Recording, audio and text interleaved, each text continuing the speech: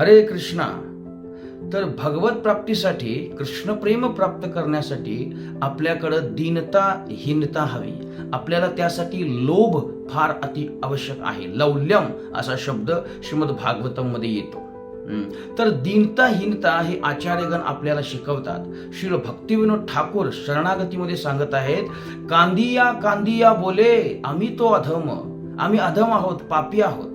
आमार जीवन सदा पापेरत नाहीक पुण्येर लेश. आमच्या जीवनामध्ये पुण्याचं लेश मात्रही नाहीये. आमचं जीवन पापमय आहे. ही दीनता हीनता आहे. कविराज गोस्वामी चैतन्य चरितामृत मध्ये सांगत आहेत, I am lower than the worm in the stool. विष्ठेमधील किड्यापेक्षाही मी खालच्या स्तराचा आहे. तर हे आचार्यगण आपल्याला शिकवत आहेत. ही दीनता हीनता आपल्या अंगी हवी. महाप्रभू सांगत आहेत, तृणादपि सुनिचेन तरोरपि सहिष्णुना अमानिन मान देन कीर्तनीय सदा हरी. तर ह्या दीनहीन भावनेमध्ये एकाकी आमार नाही पाय बल हरिनाम संकीर्तने. तुम्ही कृपा कोरी श्रद्धा बिंदू दिया देहो कृष्ण नाम धने. एकट्याकडं माझ्याकडं सामर्थ्य नाहीये, बळ नाहीये हरिनाम कीर्तन करण्याचं, हरिकीर्तन करण्याचं, हरिभजन करण्याचं. तुम्ही कृपा करी, तुम्ही कृपा करा वैष्णवगण, श्रद्धा बिंदू द्या, एक श्रद्धा बिंदू द्या आणि मग कृष्ण प्रेम आपण प्राप्त करू.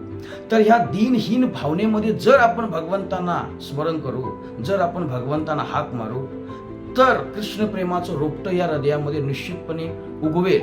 पण जर आपण मानपानाची अपेक्षा करू, पूजाला प्रतिष्ठेची अपेक्षा करू, तर अशा वासनायुक्त हृदयामध्ये कृष्ण प्रेमाचं रोपटं उपटणार नाही किंवा कृष्ण प्रेमाचं रोपटं उगवणार नाही.